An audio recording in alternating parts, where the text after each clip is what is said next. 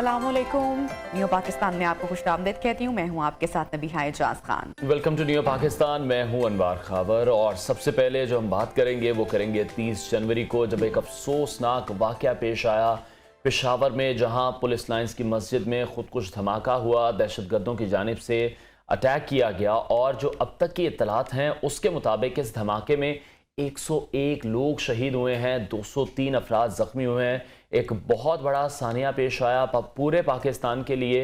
पूरी जो कौम है वो अफसुर्दा है, सोग में है। जो ये ख़ानदान है, अगर 101 अफराद शहीद हुए हैं तो उनके पीछे उनकी फैमिलीज भी मौजूद हैं और इनमें जो 98 पुलिस एहलकार शामिल हैं। ये ज़ोहर की नमाज के लिए मस्जिद में जमा हुए थे जब इन्हें दहशतगर्दी का निशाना बनाया गया। अल्लाह के घर में दहशतगर्दी का निशाना। बिल्कुल। और अनवार, अब इन्वेस्टिगेशन भी इस पूरे मामले की स्टार्ट हो चुकी है। जो ताने बाने हैं वो भी मिलना शुरू हो चुके हैं। और दहशतगर्दी के इस वाक़े की, जो मस्जिद में जब दहशतगर्द एंटर हुआ, इस पूरे सानहे की जो वीडियो है वो भी अब सामने आ चुकी है। और इस वीडियो में हम देख सकते हैं कि ये जो नामुराद दहशतगर्द है, ये जो आदमी है 100 से ज़ायद जिसने जाने ली, जो 100 से ज़ायद लोगों की शहादत का सबब बना, बाइस बना, वो पहले पुलिस वालों के पास से गुजरता है। हम इस वीडियो में देख सकते हैं। और अनवार, पुलिस की वर्दी पहने हुए ये गुजरता है, जिसकी वजह से उसको ऑब्वियसली एक एज मिल गया होगा कि पुलिस वालों ने पेटी भाई समझकर उसकी तलाशी नहीं ली होगी। और उसके बाद वो आराम से चलता हुआ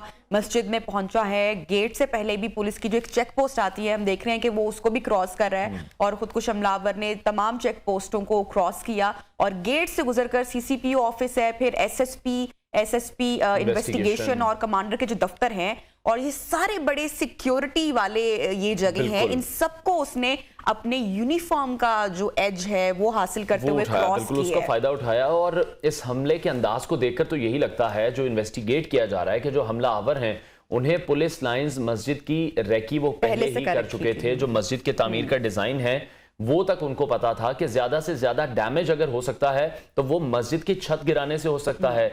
वहां पर धमाका खेज मवाद जो ज्यादा इस्तेमाल किया गया वो इस वजह से कि शायद वो मस्जिद के बारे में जानते थे कि मस्जिद के सतून नहीं है, पिलर्स अगर होते हैं तो बचत हो जाती है, लेकिन छत गिरने से नुकसान होगा। और वही किया गया। शहीद होने वाले हैं जो वो छत गिरने से शहीद हुए हैं। इस पुलिस हमले के अभी तक जो असल जिम्मेदार हैं उन तक पुलिस नहीं पहुंच सकी है, लेकिन इस हमले ने जो हमला करने वालों की सलाहियत है, उनके जो सहूलतकार हैं, उनकी जो एक पहुंच है, सोच है, उसका जो अंदाजा होता है वो हमारे सामने आ चुका है। बिल्कुल। और इसके साथ साथ जो हमारी बहादुर जो हमारी जो पुलिस फोर्सेस के जितने भी लोग हैं, जितने भी एहलकार हैं, वो इन तमाम दहशतगर्दी के जो वाक़यात हैं, जो दहशतगर्द हैं, जो बुज़दिल कार्रवाई करते हैं, उनके खिलाफ सीना सफर हैं और रोजाना की बुनियाद पर वतन पर अपनी जानें कुर्बान भी कर रहे हैं। वो तमाम लोग एहलकार भी जो बॉर्डर्स पर भी मौजूद हैं, बिल्कुल लाइल रहते हैं और कितने सुकून से रहते हैं। एक तो हम ला इल्म हैं,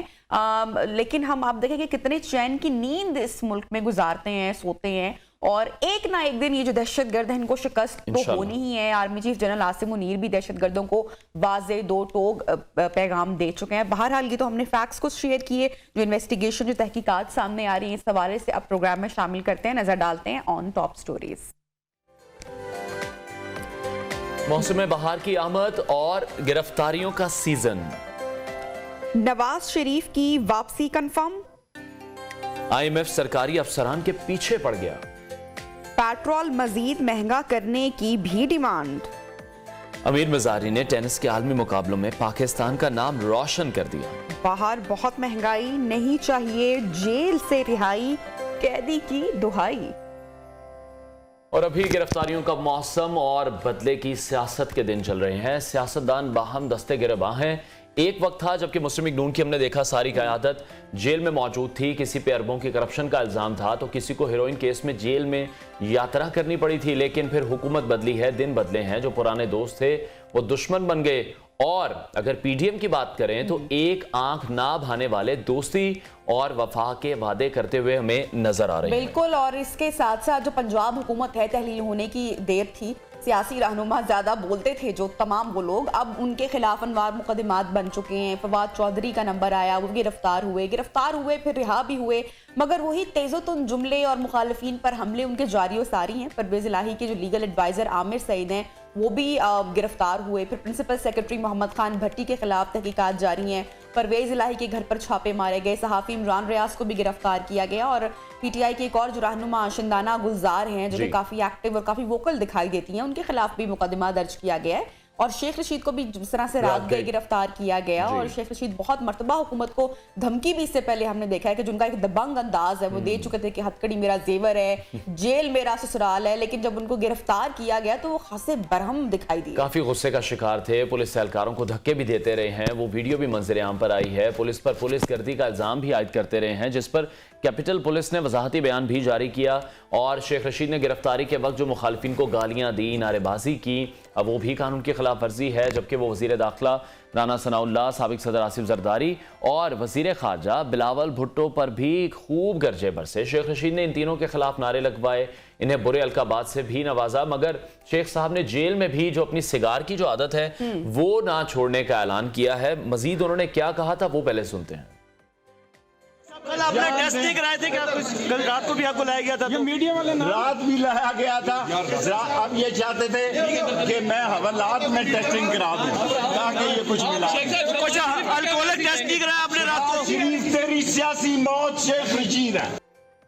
ये शेख रशीद साहब की आपने गुफ्तगू देखी है। चंदवा रात के जो फवाद चौधरी साहब हैं वो गिरफ्तारी जब उनकी हुई उसके बाद रिहाई भी हमने देखा हुई। और कल रात काशिफ अब्बासी के शो में गुफ्तगू थे और मौजूद थे। मैंने भी कल उनका वो शो देखा, मुझे थोड़े से वैसे हम्बल दिखाई दिए। पहले से मैं यही बात कर रही थी प्रोग्राम के आगाज में, और कुछ जज्बाती मनाजिर भी जब काशिफ अब्बासी साहब ने पूछा फवाद चौधरी से कि ऑब्वियसली जब इस तरह के वाकयात होते हैं तो फैमिली जो है सफर करती है, तो कि जो हिबा फवाद थी वो हमें काफी स्ट्रॉन्ग विल की दिखाई दी इस पूरे जो भी एक गिरफ्तारी का एक सिलसिला पूरा हुआ और सारा अदालत जाने का मामला हुआ। लेकिन जब बेटियों के बारे में काशिफ अब्बासी ने सवाल किया कि फैमिली पर ऑब्वियसली क्या बीती है, तो उनकी आंखें जो थी वो थोड़ी सी नम दिखाई दी। क्लिप भी हमारे पास मौजूद है, अगर हम शेयर करें नाजरीन के साथ, कुछ झलक दिखाते हैं आपको।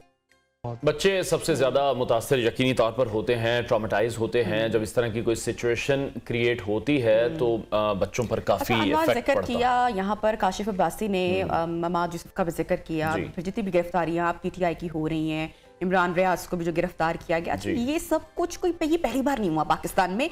अगर आप माजी में देखें तो जिस तरह से मीर शकील को जेल जाना पड़ा, इसके साथ साथ जो अगर मुस्लिम लीग नून के रहनुमाओं की बात करें, हनीफ अब्बासी का हम तस्करा देख लें, दीगर जितने भी लोग हैं, ऑब्वियसली जो ये झूठे केसेस बनाए जाते हैं जब भी हुकूमत आती है, ऑपोजिशन जो है वो उनके ऊपर केसेस बनाए जाते हैं, सबकी फैमिलीज उसी तरह से स्ट्रगल करती हैं, सफर करती हैं। तो जो ये रविश है, जो ये रवैया है हमारी मुल्क की सियासत में, ये कतन दुरुस्त नहीं है। बिल्कुल इसको तर्क होना चाहिए। जो पॉलिटिक्स का एक पैटर्न है पाकिस्तान में, शायद उसको चेंज होना चाहिए कि इस तरह से जो इंतकामी कार्रवाइयां हैं, अभी भी जब हमने देखा कि परवेज इलाही साहब के घर पर छापा मारा गया, तो उनका वो भी अभी यही इंडिकेट कर रहे थे कि जब वो गवर्नमेंट में आएंगे तो मोहसिन नकवी गिरफ्तार होंगे। तो ये जो सिलसिला है ये रुकता तो कहीं भी दिखाई नहीं देता। अगर कानून की कोई आइन की शिकनी करता है तो उसके खिलाफ या कोई किसी अदालत की बेहुरमती करता है, तो वहां पर जो जायज आइन और कानून में रहते हुए जो केसेस हैं वो तो होंगे ऑब्वियसली, लेकिन जो ये झूठे केसेस बना दिए जाते हैं, ये रवैया, ये रविश खत्म होने की जरूरत है। बात करेंगे रजा रूमी, सीनियर तज्जियाकार एनालिस्ट हमारे साथ इस वक्त इन कॉन्वर्सेशन है। बहुत शुक्रिया आपने टाइम निकाला हमारे प्रोग्राम के लिए। सर, कुछ हमने अभी क्लिप्स भी शेयर किए, कुछ जज्बाती मनाजिर भी हमने फवाद चौधरी के शेयर किए। ऑब्वियसली फैमिली बहुत सफर करती है, तो ये जो इंतकामी कार्रवाई या जो इंतकामी सियासत का जो सिलसिला, इसका जो एक आगाज हो चुका है, क्या आप समझते हैं कितना डैमेजिंग है ये? जी शुक्रिया। और मैं क्लिप्स देख रहा था और बिल्कुल बहुत डैमेजिंग ये सिलसिला है, मगर मैं सिर्फ इतनी बात कहना चाहता हूँ कि ये सिलसिला जो है ये खुद फवाद चौधरी साहब जब वजीर थे और उनकी जो हुकूमत थी खान साहब की, ये सिलसिला तो वहां शुरू हुआ था। खैर पहले से पाकिस्तान की तारीख में होता आया है, लेकिन उस वक्त तो जो इंतहा हुई थी वो भी काबिल दी थी कि काश कि उस वक्त फवाद चौधरी साहब ने खड़े होकर अपनी पार्टी को और अपनी हुकूमत को उस वक्त जो है वो तनकीद की होती और कहा होता कि आप औरों के साथ इस तरह ना करें, तो शायद आज हम ये कुछ सिलसिला रोक सकते हैं। अब यही बात है जो आप पहले जिक्र कर रहे थे कि ये कभी ना खत्म होने वाला सिलसिला होता है कि कल को वो थे अपोजिशन वाले, आज को पीटीआई वाले हैं, कल को पीटीआई वाले पावर में आएंगे और वो जो मौजूदा गवर्नमेंट में वो उनको जेलों में डालेंगे। तो ये तो कभी ना खत्म होने वाला सिलसिला है, अनफॉर्चुनेटली। जी ठीक है रजा साहब, ये फरमाएगा शेख साहब की जब गिरफ्तारी अमल में आई है शेख रशीद की, तो उसके वक्त हमने देखा बहुत ज्यादा नामुनासिब अल्फाज भी इस्तेमाल किए गए। बीइंग इंटीरियर मिनिस्टर, साबिक इंटीरियर मिनिस्टर वो रह चुके हैं, आपको लगता है कि ये उनको सूट करता है, उन्हें कानून की अमलदारी करनी चाहिए? और जो केसेस अभी हम देख रहे हैं शेख रशीद साहब पर, जो बातें भी सामने आ रही है, इस तरह से मिलता जुलता जो केस था वो था राना सनाउल्लाह के खिलाफ भी एक केस बनाया गया था, तो उन्होंने भी उस केस को डिफेंड किया था और उन पे जो इल्जाम थे तमाम झूठे साबित हुए थे। तो आपको लगता है ग्रेसफुली शेख साहब को भी इस तमाम सिचुएशन को लेना चाहिए था? देखिए बिल्कुल उनको लेना चाहिए था, वो खुद कानून को जानते हैं। और मैं आपको एक बात ये जरूर बता दूं कि शेख रशीद साहब की गिरफ्तारी बिल्कुल गलत है, जैसे फवाद चौधरी की गिरफ्तारी गलत थी। आपने अगर सियासी मुखालिफिन को डील करना तो और बड़े तरीके होते हैं, सियासी मैदान में करें, पुलिस को इस्तेमाल करके जेलों में डाल के, ये बड़ी नामुनासिब अमल है। शेख रशीद साहब को भी रिहा करना चाहिए, फिल फॉर कोई फायदा नहीं है इसका। लेकिन मैं आपको एक बात यहाँ पे जरूर कहता चलूं कि शेख रशीद साहब जो है वो पाकिस्तान की सियासत में गाली गलोच और गंदी जबान के जो है वो माखज भी हैं, खालिक भी हैं। जितनी ज्यादा जबान शायद आपको तो याद भी नहीं होगा, आप लोग बहुत यंग हैं दोनों। जब बेनजीर भुट्टो साहिबा सियासत में आई थी 1986 में, वो वतन वापस आई थी अपनी एग्जाइल खत्म करके, उसके बाद से जो जबान शेख रशीद साहब उनके बारे में इस्तेमाल करते थे मैं उसको दोहरा भी नहीं सकता। और उन्होंने पार्लियामेंट के फोरम के ऊपर जलसों में एक खातून होने के नाते बेनजीर भुट्टो पे इतनी ज्यादा अटैक्स किए, इतनी ज्यादा तनकीद की, उस वक्त उनकी पार्टी फर्क होती थी। और यही बात है कि आपने देखा है कि मीडिया में उनको जो है हर टीवी चैनल पे उनको बुलाया जाता है, उनको प्राइम टाइम दिया जाता है, कि हालांकि वो वन मैन पार्टी है, वन मैन शो है, एस्टेब्लिशमेंट की मदद के बगैर वो अपनी सीट भी नहीं जीत सकते, लेकिन वो उनकी इसी जबान और इसी लच्छेदार गुफ्तगू की वजह से उनको बुलाया जाता है। अभी उनकी पिछले 1-2 साल में आप देख लेना तकारीर, वो हर महीने एक नई डेडलाइन देते हैं जी, कि जुलाई में कुछ हो जाएगा, अगस्त में हुकूमत खत्म हो जाएगी, नवंबर में इंतखाबात हो जाएंगे, अक्टूबर में मैं माशाल्लाह देख रहा हूँ, इस तरह की बातें वो करते रहते हैं। और ये जिस तरह की उन्होंने जबान भी इस्तेमाल की, बिल्कुल जेब नहीं देता। सही जो बात है आपने खुद कहा, वो साबिक वजीर रहे हैं, वजीर दाखिला रहे हैं, कानून को अच्छी तरह जानते हैं, तो कुछ कानून की अमलदारी खुद भी करें वो जी। लेकिन रजा रूमी साहब, जो शेख रशीद साहब अब इल्जाम आयद कर रहे हैं उनमें कितनी सच्चाई है, कोई फैक्ट्स उसमें है या नहीं है? क्योंकि इस पर भी इन्वेस्टिगेशन होनी चाहिए। इतना जो बड़ा इल्जाम उन्होंने आसिफ अली जरदारी साहब पर लगाया है इमरान खान के कत्ल के हवाले से, या जो पूरी स्टेटमेंट है, आई एम श्योर आपकी भी नजर से गुजरी होगी, उस पर आप क्या राय रखते हैं? जी, उस पे राय बिल्कुल ये रखते हैं कि यहाँ तो एक सिलसिला स्टार्ट हो गया ना। देखें ना, सोशल मीडिया ने जो एक अजीब रवायत डाल दिया कि आप कुछ भी लिख दे किसी के बारे में, वो आप कोई भी इल्जाम लगा दे, जी मुझे ये मरवाना चाह रहा है, मुझे जी इससे पैसे दे दिए किसी कॉन्ट्रैक्ट किलर को, मुझे ये करना चाह रहा है, और बगैर किसी सबूत के, बगैर किसी एविडेंस के, ये सिलसिला भी तो, ये इसकी कुछ रोकथाम होनी चाहिए ना जी। लेकिन मैं फिर भी कहूंगा कि इसकी रोकथाम के लिए आपको सिविल, ये मैटर है, सिविल कानून होना चाहिए। डेफेमेशन का कानून यहाँ पे है मौजूद, उस पे अमल दरामद नहीं होता, हमारी जुडिशरी फैसले नहीं करती, नहीं तो फाइन होना चाहिए। देखिए ना, और आप देख रहे हैं कि यूके में कई टीवी चैनल्स को जुर्माने हुए हैं क्योंकि उन्होंने गलत झूठी खबरें नशर की पाकिस्तानी लोगों के बारे में। 8-10 केसेस ऐसे हैं, एक टीवी चैनल है उसको तो बार बार जुर्माना होता है। और आपने देखा कि वहां पे यूके की अदालत उनको जेल में तो नहीं डालती ना, या यूके की पुलिस उनको गिरफ्तार नहीं करती, वो कोर्ट जाते हैं। बिल्कुल, लेकिन रजा साहब, आप ये समझते हैं कि बाहर के जो ममालिक हैं, आप भी बाहर मौजूद हैं, वहां पर ये पैटर्न है कि जो सियासतदान है वो एक दूसरे पर इतने संगीन नौयत के इल्जामात लगाते और फिर उनके खिलाफ कोई एक्शन ना हो?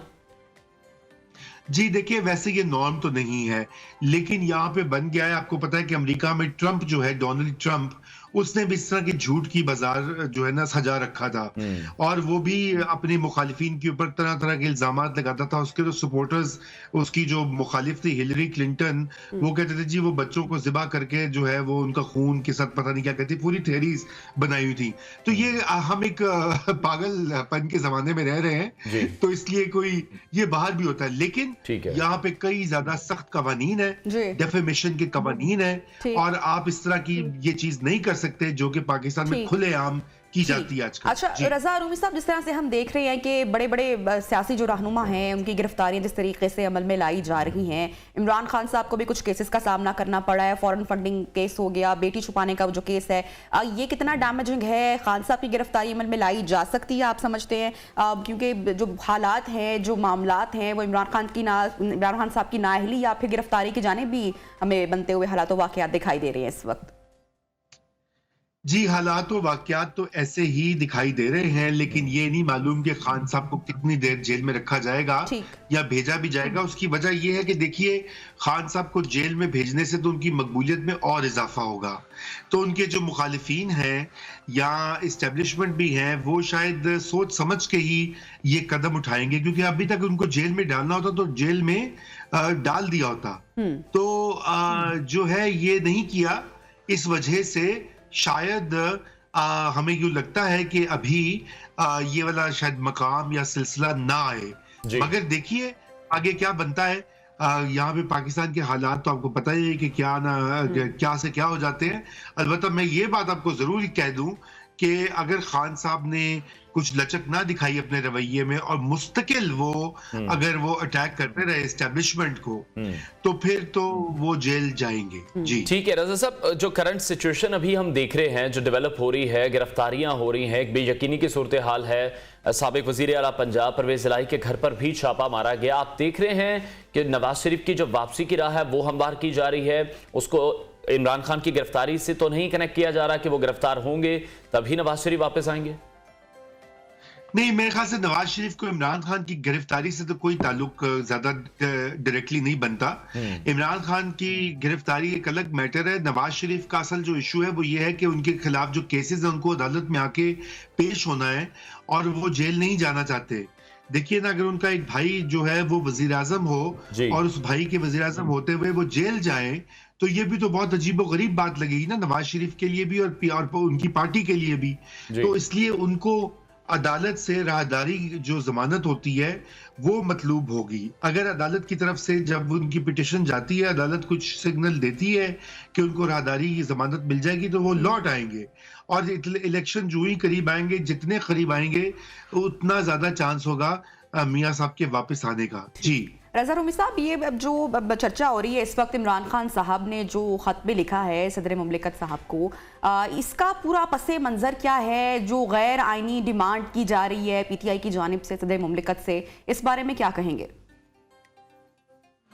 नहीं, देखिए, ये तो आपको पता है हर रोज कोई ना कोई डिमांड की जाती है सदर मुमलिकत से भी। और सदर मुमलिकत के पास, पहली बात मैं आपको ये वाजे कर दूं कि पार्लिमानी जमहूरियत का जो निज़ाम है, जो पाकिस्तान में राइज है और जो हमारा आइन है, उसके मुताबिक सदर मुमलिकत के पास कोई एग्जीक्यूटिव अथॉरिटी नहीं है, बल्कि जो वो इख्तियारात इस्तेमाल भी करते हैं वो काबीना और वजीर आजम की एडवाइस पर करते हैं। यानी कि वो जो तकरीर भी करते हैं ना पार्लियामान में आगे साल शुरू होने, पार्लिमानी साल के शुरू में, वो तकरीर भी हुकूमत वक्त लिख के देती है।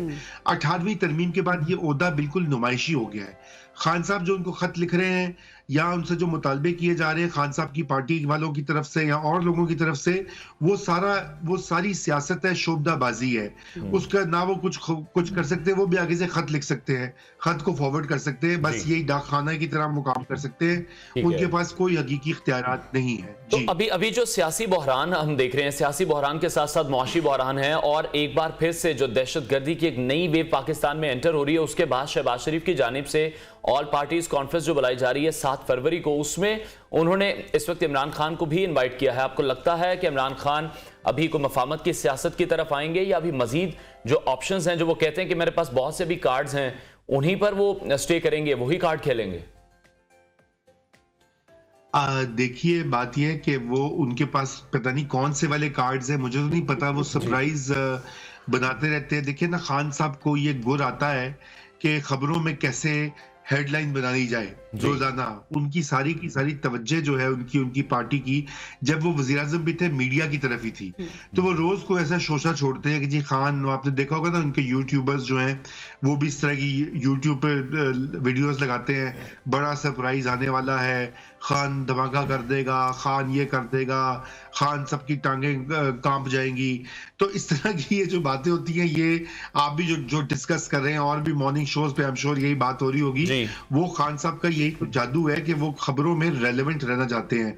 उनके पास जो आखिरी पत्ता था वो पंजाब और खैबर पख्तूनख्वा की असेंबली से इस्तीफा देकर उन्होंने वो पत्ता जो है वो भी खेल दिया है। अब उसके बाद उनके डेक में कोई और पत्ते नहीं रहे और यही वजह है कि अभी जो उनकी पार्टी वालों के साथ जो कर रहे हैं, शेख रशीद भी गिरफ्तार हो गए हैं, फवाद चौधरी भी गिरफ्तार होकर रहा हुए, ये भी इसी वजह से है कि उनकी जो पत्ते हैं वो सारे खेल चुके हैं। उनके पास कोई सूबाई हुकूमत या उसकी पुलिस मौजूद नहीं है। जी ठीक है, बहुत शुक्रिया। सीनियर एनालिस्ट रजा रूमी हमारे साथ इन कॉन्वर्सेशन थे, आपका बहुत शुक्रिया। प्रोग्राम में वक्त हुआ है ब्रेक का, ब्रेक के बाद ज्वाइन करते हैं स्टे विद अस।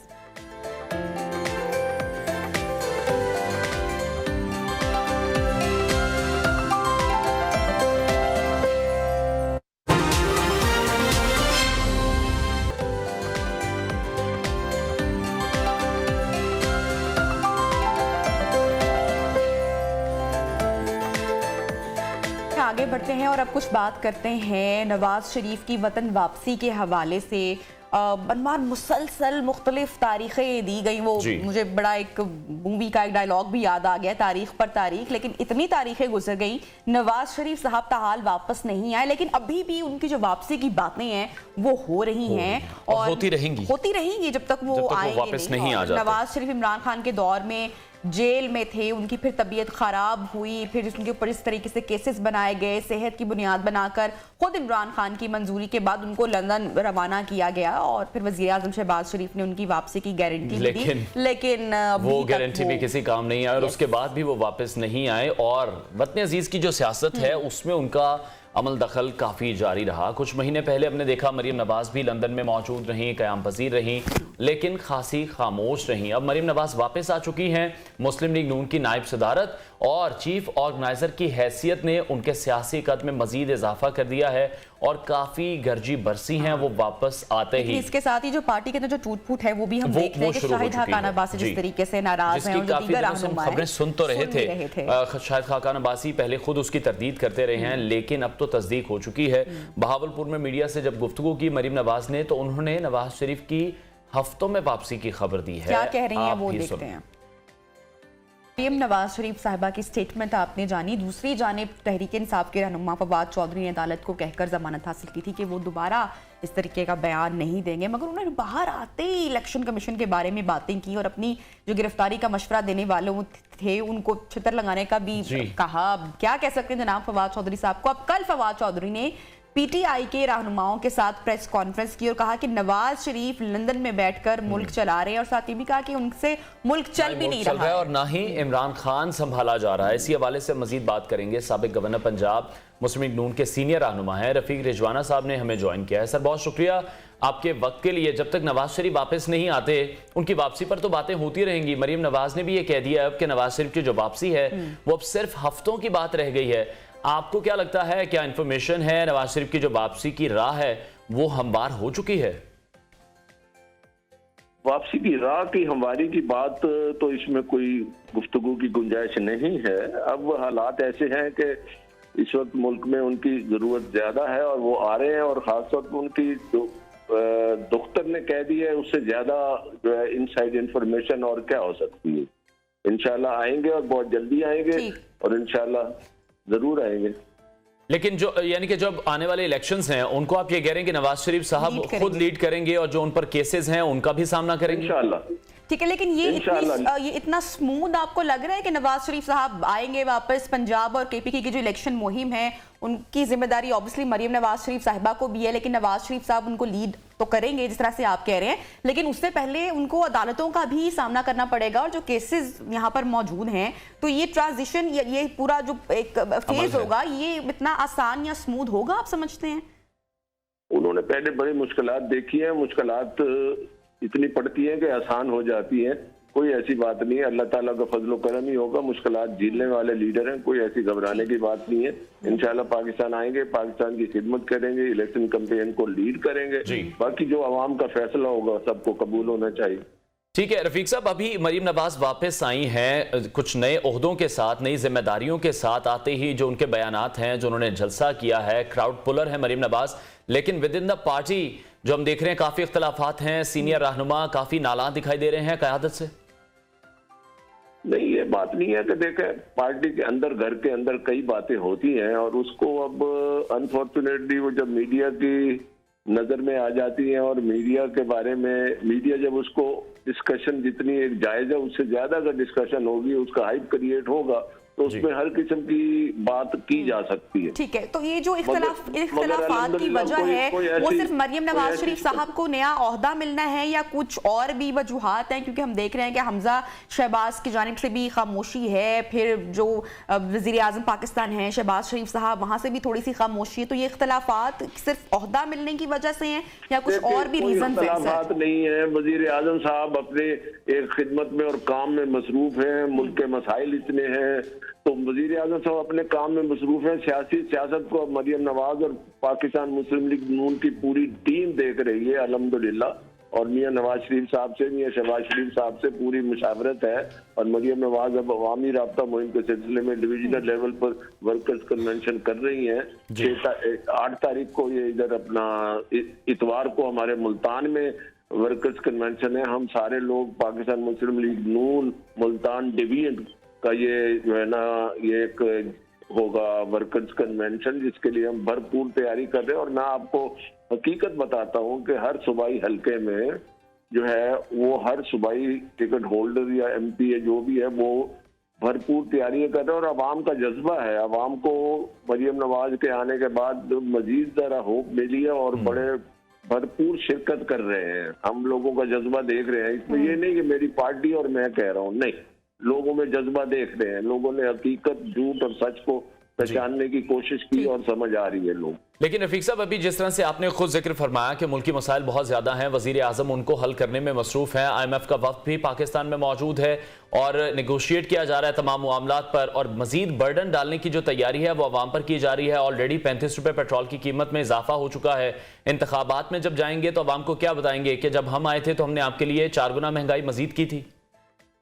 हम आने की बात नहीं है, आपके हालात ऐसे हैं। यही तो मेरी गुजारिश होती है। मैं मीडिया के दोस्तों को भी कहता हूँ कि प्लीज लोगों को हकायक बताएं, किसी एक के कंधे पे वजन मत डालें। हकायक आपके सामने है, मुल्क का डेफिसिट आपके सामने है, करंट अकाउंट खसारा आपके सामने है, सर्कुलर डेट आपके सामने है। ये कोई 10 महीने की बात है, ये तो बड़ा काफी सालों की बात है। अब आके बॉयल अप हो गया तो उस पर जो रफीक साहब, इसका फिर जिम्मेदार कौन है? सियासतदान ही तो जिम्मेदार है, चाहे अगर गुज़श्ता हुकूमत है या मौजूदा हुकूमत है, हम पूरी बात नहीं कर रहे हैं। ये डैमेज को अब रिकवर कौन करेगा, ठीक कौन करेगा? क्योंकि सियासतदान तो सियासी इंतकाम लेने में इस वक्त मसरूफ दिखाई दे रहे हैं। नहीं, वो देखे, सियासी इंतकाम तो अच्छी चीज नहीं होती है। मैं एक पॉलिटिकल वर्कर हूं। आप नहीं समझते कि सियासी इंतकाम नहीं लिया जा रहा इस वक्त? नहीं, मैं बात ये कर रहा हूँ कि सियासी इंतकाम, मैंने तो दरिया को कूजे में बंद कर दिया कि सियासी इंतकाम अच्छा नहीं होता। हर किसी को कानून के मुताबिक डील किया जाना चाहिए। And everybody is supposed to be equal before law and you should be treated according to law. ये फंडामेंटल राइट्स हैं इंसान के जो आइन में दिए हुए हैं, ठीक है ना जी। अब मैं उसका मुकाबला करूँ जी, हमारे साथ क्या हुआ, बेटी भी जेल में, बाप भी जेल में, नैब में, सारे हमारी आला की आदत जो है नैब में, वक्त गुजर गया, कोई बात नहीं है। उनसे सबक सीख के आगे चलना चाहिए। मुल्क जिन हालात का शिकार है, दहशतगर्दी का, आप इस चीज को भी आप देख रहे हो, आप डिस्कशन जरूर कर रहे होंगे। कल जो मियां शहबाज शरीफ साहब ने सारी APC बुलाई है और इमरान खान साहब को भी दावत दी है, in the larger interest of the country. इस तरह के रवैये अगर अडॉप्ट किए जाए तो इंशाल्लाह बेहतरी हो। ठीक है रफीक साहब, PTI के दौर में मुस्लिम लीग नून के बहुत से जो रहनुमा हैं वो गिरफ्तार हुए, पाकिस्तान पीपल्स पार्टी के रहनुमा गिरफ्तार हुए। उतना शोर शराबा हमने नहीं देखा जितना अभी मच रहा है इन गिरफ्तारियों पर। पाकिस्तान तहरीक इंसाफ इन तमाम गिरफ्तारियों पर बहुत ही आउटस्पोकन है, बहुत ज्यादा लाउड है। आप क्या मशवरा देना चाहेंगे अभी जो PTI जिस करंट सिचुएशन से गुजर रही है? आप लोगों का तो बहुत ज्यादा एक्सपीरियंस रहा है पिछले दौर में। देखिए, अब पहले तो सबसे पहले अपने गिरबान में हर किसी को झांकना चाहिए, मेरे समेत, ठीक है। अगर मैंने कानून की कोई खिलाफ वर्जी की है तो कम से कम मुझे अपना एहतसाब करना चाहिए। अब उस कानून की खिलाफ वर्जी को डील कैसे किया जाए, हैंडल कैसे किया जाए, उसमें तज़हीक का पहलू नहीं होना चाहिए। इस चीज को भी सपोर्ट नहीं ठीक करता। सर, इस बात में कितनी सच्चाई है कि हुकूमत इस वक्त इमरान खान साहब की गिरफ्तारी की तैयारी कर रही है? इसमें जितनी सच्चाई है उससे ज्यादा झूठ है जी। अच्छा ठीक है, आप डिनाई करेंगे कि ऐसी कोई तैयारी नहीं करी, ऐसा कुछ मामला नहीं नहीं है? क्यों, क्या जरूरत है, क्या जरूरत है? आप देखें ना, बात सुने, उनके खिलाफ 5-6 केस चल रहे हैं, 2 तौहीन अदालत के चल रहे हैं, डिस्क्वालिफिकेशन के चल रहे हैं। वो कानून के मुताबिक फैसला होगा, उनका हक है हर जगह अपने आप को प्लीड करें इंसाफ के असूल के लिए। हमारा क्या ताल्लुक है? लेकिन रफीक साहब, आप ये समझते हैं अभी जो पाकिस्तान तहरीक इंसाफ के जो रहनुमा हैं फवाद चौधरी अरेस्ट हुए हैं, अभी अवामी मुस्लिम लीग के रहनुमा शेख रशीद अरेस्ट हुए, जिन स्टेटमेंट्स पर अरेस्ट हुए, इस तरह की स्टेटमेंट माजी में निहाल हाशमी, तलाल चौधरी, दानियाल अजीज देते रहे, वो भी अरेस्ट हुए। उस वक्त भी मजम्मत की गई तमाम हलकों की जानिब से कि जो सियासतदान बयानात देते हैं उन पर गिरफ्तारियां नहीं होनी चाहिए। आज फिर वही हो रहा है। वो गलत था, आज गलत है, या पहले भी ठीक था, आज भी ठीक है? देखिए, इसको आप इस तनाजर में देखें कि जिन लोगों ने, हमारी जमात के लोगों ने बयान दिए, गलत बयान दिए, उनको डिस्क्वालीफाई किया गया, क्या क्या उनको सजाएं दी गई। ठीक है, अब इनकी गिरफ्तारियों का अंदाज और उस तरह से ले जाना, उसको मैं तो सपोर्ट नहीं करता। ठीक है जी, मगर जो कुछ कवानीन की खिलाफ वर्जी हुई है उस पर जरूर आप रोशनी डालें। क्या मैं एक पुराना पार्लियामेंटेरियन हूँ, कुछ छोटे मोटे ओहदे भी देखे हैं, तो क्या मेरे लिए ये इखलाक के दायरे के अंदर जायज होगा कि मैं किसी इदारे को तनकीद करूं या तज़हीक का निशाना बनाऊं? ठीक है, बहुत शुक्रिया। साबिक गवर्नर पंजाब रफीक रजवाना हमारे साथ इन कॉन्वर्सेशन थे। उनका यह कहना था जो इंतकामी सियासत है वो किसी भी सूरत में ठीक नहीं है, गलत है, वो इसको बिल्कुल भी इससे इत्तफाक नहीं रखते। अहम खबर एक शामिल करेंगे शुमाली वजीरिस्तान से, जहां सिक्योरिटी फोर्सेज और दहशत गर्दों के दरमियान झड़प की इतलात मौसूल हो रही हैं। दहशत गर्दों और सिक्योरिटी फोर्सेज में शदीद फायरिंग का तबादला हुआ है शुमाली वजीरिस्तान के इलाके ईशाम में, जहां 2 दहशतगर्द मारे गए हैं। ISPR जराये के मुताबिक मारे गए दहशतगर्द सिक्योरिटी फोर्सेज के खिलाफ दहशतगर्दी की कार्रवाइयों में मुलव्विस थे। इन हलाक दहशतगर्दों से असलहा और गोला बारूद भी बरामद कर लिया गया है। शुमाली वजीरिस्तान का इलाका है ईशाम, जहां दहशतगर्दों और सिक्योरिटी फोर्सेज के दरमियान झड़प हुई है। दहशतगर्दों और सिक्योरिटी फोर्सेज में शदीद फायरिंग के तबादले में 2 दहशतगर्द मारे गए हैं। ISPR के मुताबिक मारे गए दहशतगर्द सिक्योरिटी फोर्सेज के खिलाफ दहशतगर्दी की कार्रवाइयों में मुलव्विस। इससे पहले हमने देखा कि पेशावर का जो सानिया हुआ उसने पूरी कौम को हिलाकर रख दिया, 100 से जायद जो अफराद थे वो शहीद हुए। और इसके बाद अब हम देख रहे हैं कि शुमाली वज़ीरिस्तान का इलाका ये ईशाम है, जहां पर भी ऑपरेशन किया गया है। दहशतगर्दों सिक्योरिटी फोर्सेस के दरमियान झड़प हुई है। ISPR ने भी इस खबर की कंफर्मेशन दी है। वापस आएंगे इस ब्रेक के बाद, साथ रहिए।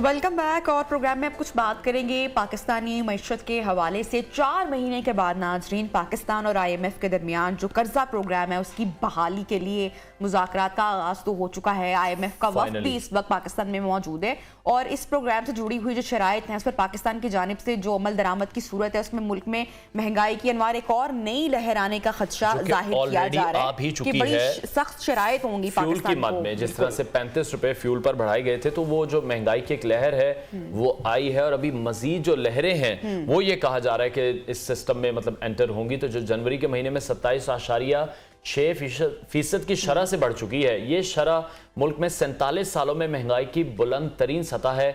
IMF की जानिब से जो 100% बिलों की वसूली में नाकामी पर शदीद तहफ़्फ़ुज़ात का इजहार करते हुए ये कहा गया है जो बिजली के बिल्स हैं उनकी वसूली को यकीनी बनाया जाए, ताकि जो गर्दिशी कर्जा है वो 100% वसूली के बगैर खत्म नहीं हो सकता।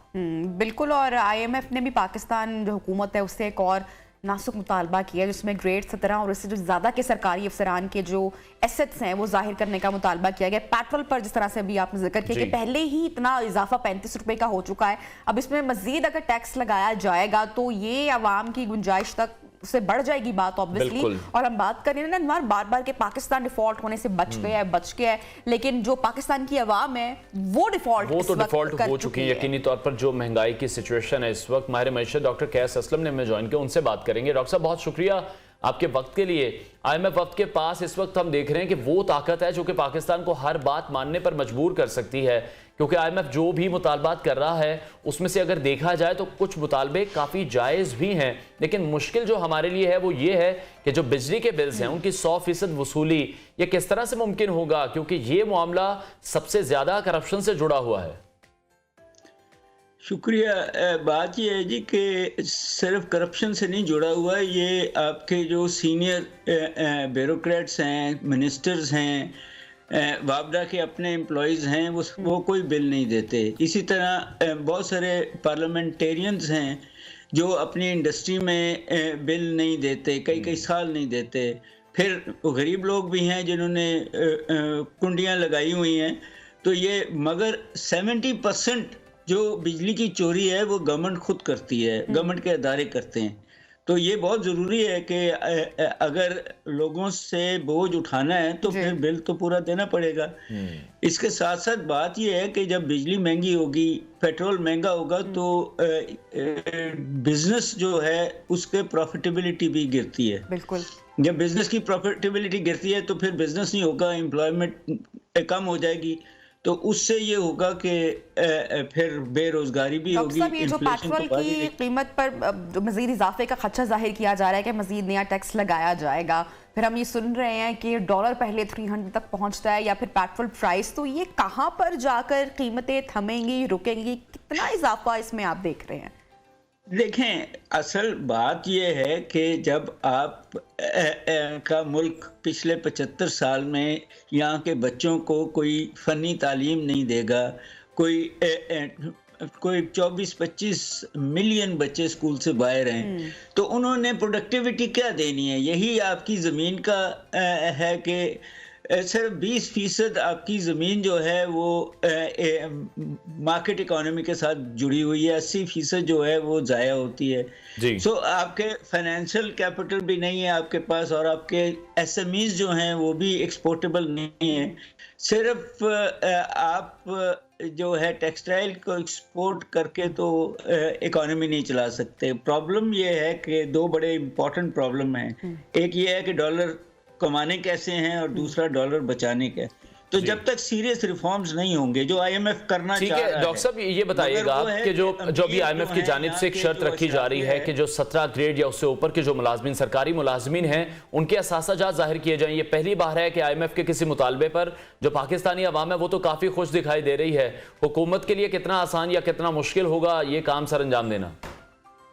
देखें, बात यह है कि जहाँ विल हो वहाँ ये सरअंजाम हो जाते हैं। पहली बात तो आपको ये बता दूं कि हर गवर्नमेंट ऑफिसर जिस दिन वो नौकरी करना शुरू करता है 17 ग्रेड की, वो अपने एहसास से डिक्लेयर करता है और फिर हर साल वो करता है। सो सिर्फ उसको शफाफियत लाना और उसको वहाँ तक पहुँचाना कि इसमें करप्शन कितनी है और ये एक मुश्किल काम हो जाएगा, क्योंकि उन्हीं ऑफिसर्स के थ्रू आपने सब कुछ ठीक है। बहुत शुक्रिया माहिर मईशत डॉक्टर कैस असलम हमारे साथ इन कॉन्वर्सेशन थे। ब्रेक लेंगे और हेडलाइंस के बाद आपको दोबारा ज्वाइन करेंगे।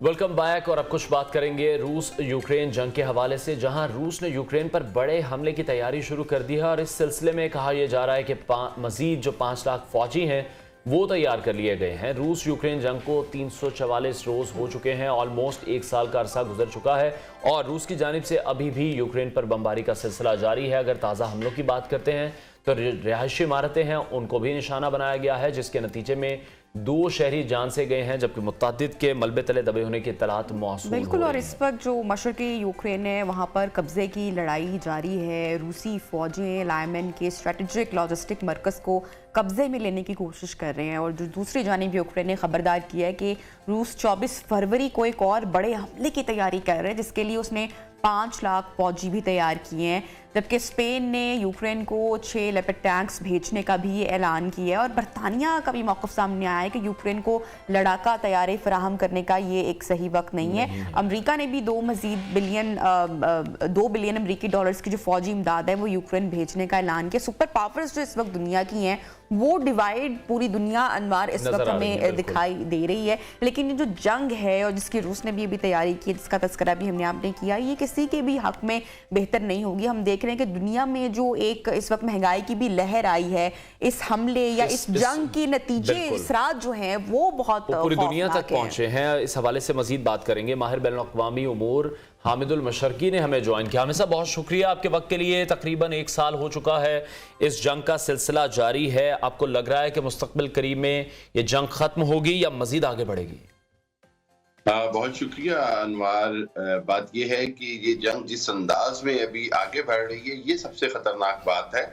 और मैं आपको ये बताता चलूं कि अगर आप उस पूरी खित्ते की सूरत हाल देखें तो पिछले 2 दिन पहले जो नेटो के जो जनरल हैं, कमांडिंग हैं यहाँ पर स्वीडन में, उन्होंने ये भी अंदिया दे दिया कि अगर नेटो मुमालिक को इसमें शामिल होने का कहा जाएगा तो हम पूरी तरह तैयार हैं और हम इस खतरे से आगाह हैं कि ये न्यूक्लियर जंग की शक्ल भी इख्तियार कर सकती है। तो इस जंग को खत्म करने के लिए अभी तक जो भी कोशिशें हो रही हैं वो बराबर साबित नहीं हुई, वो उनके अंदर कोई ऐसी मुस्बत पेशरफ्त नहीं हुई। और उसकी सबसे बड़ी वजह ये है कि रूस को बड़ी ज्यादा मुज़ाहमत का सामना करना पड़ा, जिसकी रूस को उम्मीद नहीं थी। और यूक्रेन ने इस जंग को ना सिर्फ तूल दे दिया है बल्कि साथ साथ रूस को बहुत ज्यादा नुकसान पहुंचाया है। और अब सूरत हाल ये है कि दोनों तरफ यानी यूक्रेन और रूस दोनों तरफ फतह के जो दावे किए जा रहे हैं अपने अपने एंड के ऊपर, जंग के 1 साल मुकम्मल होने पर वो इस बात की तरफ मामला ले जा रहे हैं। अगर हम अब दुनिया की सुपर पावर्स की बात करें तो सबकी तरजीहात अलग अलग दिखाई दे रही हैं। अमेरिका, चाइना की अगर हम लोग बात करें तो जो थिंक टैंक्स हैं वो यही इस हवाले से बात करें कि अगर एटमी जंग होगी तो ये तो दुनिया का फिर इसमें खात्मा हो जाएगा, फिर तो इसमें कोई भी नहीं बचेगा। तो जो अमेरिका है या जो चाइना है, इसमें इनका कितना रोल है? क्योंकि जो जंग है उसका फायदा एट द एंड तो किसी को भी नहीं होगा। जी नबीहा, बिल्कुल ऐसे ही है। देखें, असल में ना बात ये है कि रशिया ने जो 2-3 बार एटमी जंग की बात की है तो उसने टैक्टिकल एटमी जंग की बात की है। टैक्टिकल एटमी जंग में ये होता है कि आप एक खास मखसूस खित्ते को बड़े महदूद पैमाने पर मुकम्मल तौर पर एटमी ताबकारी से तबाह करते हैं। नौज़ुबिल्लाह खतरनाक तरीन इसके नताइज होते हैं। लेकिन इसका जो सबसे, अगर पूरी दुनिया खत्म नहीं भी होती है तो दुनिया में एक ऐसा बहरान आ जाएगा, ग़िज़ाई बहरान आ जाएगा, माहौलियाती बहरान आ जाएगा, रेफ्यूजीज का बहरान आ जाएगा कि दुनिया एक ऐसे इंतशार और ऐसे मुश्किल हालात का शिकार हो जाएगी जिसका आप अंदाजा भी नहीं हम कर पा रहे। और अगर सिर्फ एक यूक्रेन जो दुनिया में सबसे ज्यादा गंदम सप्लाई करने वाले मुमालिक में शामिल था, पिछले 1 साल में उसके साथ मौजूदा हालात की वजह से पूरी दुनिया जिस इकोनॉमिकल क्राइसिस का शिकार हुई है, फिर रूस के तेल के ऊपर डिपेंड करने की वजह से यूरोप में जो कीमतें बढ़ी हैं, गैस की, बिजली की, वो सबके सामने है। और मौजूदा हालात के अंदर ना यूरोप बड़ी जंग अफोर्ड कर सकता है, ना रूस बड़ी अफोर्ड कर सकता है। बिल्कुल। हामिद साहब, आप भी अभी बरतानिया में ही मौजूद हैं और बरतानिया से जो खबरें मौसूल हो रही हैं, 6 लाख के करीब अफराद हैं वो इस वक्त सड़कों पर मौजूद हैं, एहतजाज कर रहे हैं। वहां पर भी प्राइस हाइक इतना ज्यादा है तो जो तमाम मुल्कों की मईशत है वो इस वक्त हम देख रहे हैं सुकड़ रही है। बिल्कुल ऐसे ही अनवार, देखें इंग्लैंड के अंदर पिछले 14 साल से सबसे ज्यादा इंटरेस्ट रेट चला गया है। दूसरी बात यह है कि इंग्लैंड के अंदर पिछले 40 साल की सबसे ज्यादा महंगाई नजर आ रही है। बेरोजगारी इंग्लैंड के अंदर हो गई है। मतलब ऐसे लग रहा है जैसे इंडियन जो प्राइम मिनिस्टर ऋषि सुनक आए हैं, वो साथ ही वो साउथ एशिया के सारे अफरियत भी इंग्लैंड में ले आए हैं, जिनकी वजह से सूरत हाल इतनी खराब हो गई है कि ये खाली इंग्लैंड की बात नहीं है, पूरे यूरोप के अंदर जो है वो बड़े सख्त क्राइसिस है। लेकिन ये क्राइसिस कुछ भी नहीं है अगर खुदा न खास्ता ये जंग जिस तरह आगे बढ़ती नजर आ रही है और अगर 5 लाख फौजों के साथ रूस हमला करता है तो फिर नेटो को मजबूरन इस जंग में कूदना पड़ेगा। और नेटो ममालिक अगर इस जंग में कूद पड़े तो फिर इस जंग की जो आगे के नतीजे हैं वो बड़े खतरनाक होंगे। अहम बात यह है कि इस वक्त तुर्की और दूसरे ममालिक को बीच में आकर कोशिश करनी चाहिए कि किसी न किसी तरह जंग बंदी की तरफ जाएं, किसी न किसी तरह इस जंग को खत्म किया जाए, रोका जाए, वगरना पूरी दुनिया को इसकी कीमत अदा करनी पड़ेगी। लेकिन अभी भी हम देख रहे हैं हमें सब खुलकर मदद नहीं की जा रही यूक्रेन की। जो मगरबी ममालिक हैं वो भी, उन पर भी रूस का प्रेशर है, रूस का खौफ काफी दिखाई दे रहा है कि अभी भी अगर हम F-16 तैयारों की बात करें तो वो भी उन्हें नहीं दिए जा रहे। प्रॉपर सपोर्ट शायद यूक्रेन को भी नहीं मिल रही। बिल्कुल ऐसी, असल में इसकी सबसे बड़ी वजह यही है कि यूरोप के पास जो एनर्जी का क्राइसिस है, और अगर रूस अपनी बिल्कुल लाइन जो गैस की या तेल की लाइन है वो बंद कर देता है, तो पूरा यूरोप जो है वो इस सख्त तरीन मौसम के अंदर इंतहाई मुश्किल का शिकार हो जाएगा। लाखों लोग जो है वो सड़कों पे आ जाएंगे। तो इसलिए बहुत दुनिया के बहुत सारे जो ममालिक हैं यूरोप के अंदर, उनके अपने मुफादात का इतना बड़ा टकराव है कि वो खुलकर यूक्रेन की हमायत कर ही नहीं सकते हैं। और यही वो बात है जो यूक्रेन के सदर ज़ेलेंस्की जो है, व्लादिमीर ज़ेलेंस्की बार बार कह रहे हैं कि मुझे कहा गया कि जी मेरी मुकम्मल मदद की जाएगी, लेकिन वो मदद जो है वो नहीं की जा रही जिसकी उनको तवक्को थी। और इस वजह से ये जंग अब तूल तो पकड़ रही है, और उसमें यूक्रेन ने मैं कहता हूँ बड़ी अनएक्सपेक्टेड तरीके से इस जंग को लड़ा है और रूस को इतना नुकसान पहुंचाया है कि व्लादिमीर पुतिन को 2 बार अपने जर्नैलों को बदलना पड़ा, अपनी वजारत दिफा की टीम को बदलना पड़ा, और बहुत सारी चीजें हैं जो उन्होंने स्टेप्स लिए हैं, जिससे ये साबित हो रहा है कि उनको खुशी नहीं है। लेकिन हामिद साहब, जो इस मौजूदा बहरान का आप तस्करा कर रहे हैं, जिस जानिब आप इशारा कर रहे हैं, इसका हल अब क्या है? ये जो बहरान है इसकी वजह भी मैं आपसे पूछना चाहूंगी कि वजह आप समझते हैं कि इस वक्त जो एक आलमी ताकत कौन है, अमेरिका, चाइना, ये जो मतवाजन एक इस वक्त बिगड़ा हुआ दिखाई दे रहा है, आप ये एक रीजन समझते हैं? जी बिल्कुल, एक रीजन तो ये है, देखिए इसके अंदर 2 बड़ी अहम बातें थी। एक ये था कि रूस जो है वो अपनी जारादारी चाहता है इस खित्ते के अंदर, और वो ये नहीं चाहता कि यूक्रेन किसी भी सूरत नेटो का हिस्सा बनता, और नेटो का हिस्सा बनने की वजह से नेटो की जो सरहद है वो डायरेक्ट रूस के साथ मिल जाती। दूसरी बात ये है कि वो जो मशरकी रियासतें हैं यूक्रेन के अंदर, उनको रशिया में इल्हाक चाहता है। तीसरी बात ये है अब मौजूदा सूरत हाल के अंदर दोनों फेस सेविंग, मतलब रूस ये बात किसी सूरत नहीं मानने को तैयार कि वो एक शिकस्त खुर्दा मुल्क के तौर पर इस जंग को खत्म करे। वो जीते हुए या बराबरी की सतह पर ही सिर्फ जंग को खत्म कर सकेगा।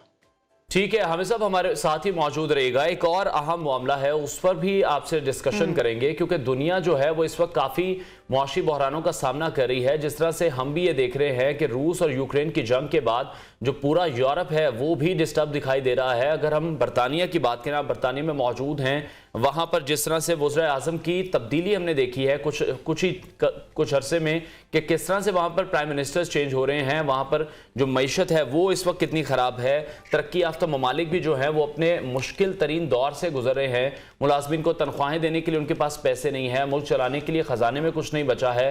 बरतानिया जैसे मुल्क में हड़तालें शुरू हो गई हैं, जो कि हम पाकिस्तान में ये ट्रेंड देख रहे हैं, अभी भी ये ट्रेंड है, पिछले कई दहाइयों से देख रहे हैं कि पाकिस्तान में किस तरह से एहतजाज होते हैं, असातिज़ा सड़कों पर आती हैं, नर्सेज सड़कों पर आते हैं कि हमारी जो तनख्वाहें हैं वो नहीं बढ़ाई जा रही। तो ऐसे तरक्की याफ्ता ममालिक जिनकी मिसालें दी जाती हैं वो भी अब एक बहुत बड़े बहरान का शिकार हो रही हैं। बरतानिया में जो तमाम तबके हैं, असातिज़ा, एम्बुलेंस, ट्रेन, बस, बॉर्डर फोर्स के जो मुलाजमीन हैं, उसके समेत 124 सरकारी महकमे हैं, इनके 6 लाख वर्कर्स ने इस वक्त हड़ताल की हुई है। तनख्वाहों में इजाफे का मुतालबा है, और हड़ताल की वजह से जो बरतानिया के जो school, universities, train, bus services बुरी तरह से मुतासिर हैं, और तकरीबन 75 से ज़्यादा एहतजाजी रैलियाँ निकाली गई हैं। 4.25 लाख से ज़ायद असातिज़ा की हड़ताल से तकरीबन 85% स्कूल और 150 यूनिवर्सिटीज़ अनवार जुज़वी तौर पर इनकी जो निज़ाम ज़िंदगी है वो इस वक्त हमें बरतानिया में मफलूज दिखाई दे रहा है। दूसरी तरफ बरतानिया की जो मुआशी सूरत हाल है उससे मुताल्लिक IMF भी इंडिकेट कर रहा है कि बरतानवी मईशत 2023 में मजीद मुश्किलात का सामना करेगी, 0.6% तक सुकड़ जाएगी। तो हालात वहाँ पर भी कोई अच्छे नहीं हैं, क्योंकि हम अगर पाकिस्तान में बैठे हुए हैं और हम बात कर रहे हैं कि यहाँ पर एक मुआशी बहरान है और लोगों की इस वक्त कोशिश ये है कि वो अब्रॉड जाकर सेटल हो जाएं, तो वहाँ पर भी कोई हालात अच्छे दिखाई नहीं दे रहे। शरह नमू 0.3% तक पहुँच गई है, GDP 0.6% तक गिरने का खदशा है। बरतानवी मीडिया भी ये बार बार ये कह रहा है कि जो वज़ीर आज़म ऋषि सुनक हैं, उन्होंने रवां बरस ये वादा किया था कि जो महंगाई है उसमें उसको निस्फ करेंगे, उसकी शरह को निस्फ करेंगे। हामिद साहब आपकी तरफ वापस आएंगे। आपको लगता है कि मौजूदा वजीर आजम बरतानिया के इन तमाम तर मुश्किलात में ये सब कर सकेंगे? रूस और यूक्रेन जंग अगर खत्म हो जाती है तभी हालात बेहतर होंगे, या पहले भी कोई स्ट्रैटेजी ऐसी बन सकती है? देखें, जो ऋषि सुनक हैं, जिस अंदाज में वो वजीर आजम बने और जिस तरह पिछले 3 साल के अंदर 4 वजीर आजम बरतानिया के बदले गए, उसकी सबसे बड़ी वजह ही ये थी कि वो जो मुआशी तौर पर बरतानिया ने कभी भी इस तरह की सूरत हाल का सामना नहीं किया है। और ऋषि सुनक के लिए ये बहुत बड़ा चैलेंज है, क्योंकि वो वजारत खजाना से वाबस्ता रहे हैं। लेकिन उन्होंने अभी 2 महीना पहले जो 5 पॉइंट के साथ प्रोमिस किए थे कि जी इन्फ्लेशन कम करेंगे, हम जॉब्स मजीद बढ़ाएंगे, टैक्सेस को कम करेंगे, एनएचएस के निज़ाम को बेहतर करेंगे और जो दूसरे इदारे हैं उनकी जो मजीद जॉब्स हैं वो क्रिएट करेंगे। इस सब वादों के साथ साथ मौजूदा सूरत हाल के अंदर ऋषि सुनक के लिए मामलात को चलाना बहुत मुश्किल है। इसलिए बार बार ये बात की जा रही है कि शायद बरतानिया में भी वक्त से पहले, यानी अगले साल से पहले ही जनरल इलेक्शन कॉल कर दिए जाएं और जो नई हुकूमत है वो आके सख्त फैसले करे। सख्त फैसलों से उनकी मुराद यही है कि जो डायरेक्ट टैक्स है उसके अंदर इजाफा, दूसरी बात ये है कि पेंशन्स के अंदर कटौती, तीसरी बात ये है कि यहाँ पर ये बात अब आम की जा रही है कि बहुत सारे जो बेनिफिट्स हैं वो बहुत सारे नाजायज लोगों को मिलते हैं, जिसको किसी न किसी तरह कंट्रोल करना, चेक एंड बैलेंस करना बड़ा जरूरी होगा। ठीक, यानी कि जो एक क्राइसिस है ये इलेक्शंस के बाद सूरत हाल कुछ बदलती हुई दिखाई दे रही है। ठीक है सर, गुफ्तगू को वहीं पर लेकर जाना चाहूंगी जो हमने आगाज जहां से किया था कि जो रूस तैयारी इस वक्त कर रहा है और जितने फौजी एहलकार तैयार कर लिए गए हैं यूक्रेन पर हमला करने के लिए, दूसरी जानिब यूक्रेन को अमेरिका की भी जो मदद हासिल है यूरोप की जानिब से भी, इनफ हो पाएगा यूक्रेन के लिए रशिया का सामना करना? देखिए, अभी तक यूक्रेन ने साबित तो किया है कि उसने बड़ी मैं बहादुरी से ये जंग लड़ी है और यूक्रेन के फौजियों ने, यूक्रेन ने बड़ी जंगी हिकमत अमली में कामयाबी तो दिखाई है कि कई जगह रूसी फौजी सैकड़ों हजारों की तादाद में बेबस दिखाई दी हैं। देखिए नबीहा, जो जंगें होती हैं वो बहरहाल कौमी जज्बे पर लड़ी जाती हैं। जंगों से मदद की तो जरूरत होती है, लेकिन ये देखा जाता है कि मैदान जंग में कौन कैसी कारकर्दगी दिखाता है। इसलिए मैं ये कहता हूँ कि रूस के लिए बड़ी परेशानी का बाइस है। इसीलिए रूस जो है वो कहते हैं परेशानी की वजह से 5 लाख फौजियों के साथ दूसरी जंगे अजीम के बाद ये रूस का क्या दुनिया की किसी भी फौज का सबसे बड़ा अटैक होगा 5 लाख फौजियों के साथ। ये इंतहाई खतरनाक सूरत है और इसका मकसद सिर्फ यही है कि फैसला कुन शिकस्त दी जाए यूक्रेन को, लेकिन इसके अंदर मजबूरन यूक्रेन के साथ नेटो और यूरोप की इत्तेहादी अफवाज को अगर शामिल होना पड़ गया तो फिर किसी की फतह होगी, किसी की शिकस्त नहीं होगी, पूरी दुनिया को इसका खमियाजा। ठीक है, बहुत शुक्रिया। माहिर बैनुल-अक़वामी उमूर हामिद अल-मशरकी हमारे साथ इन कॉन्वर्सेशन थे। उनका कहना था कि जो भी रूस की जानिब से प्लानिंग की जा रही है 5 लाख फौजियों के साथ एक बड़ा अटैक करने की यूक्रेन पर, तो पूरी दुनिया के लिए काफी मुश्किलात खड़ी। प्रोग्राम में लेंगे ब्रेक और ब्रेक के बाद एक नन्हे खिलाड़ी से आपकी मुलाकात करवाएंगे, साथ रहिए।